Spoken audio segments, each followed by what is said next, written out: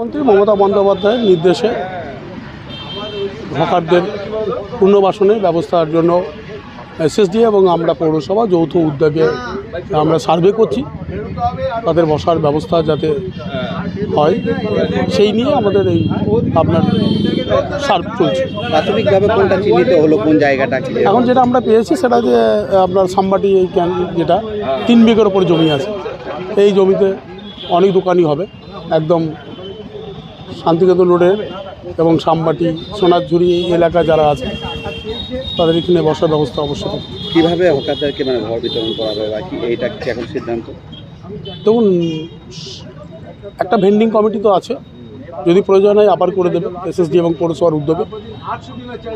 তাদেরকে নিয়ে local survey করে যারা দীর্ঘদিন ধরে এখানে যে ছোট্ট ক্ষুদ্র যে ব্যবসা ওরা করছিলেন সেটাতে আমরা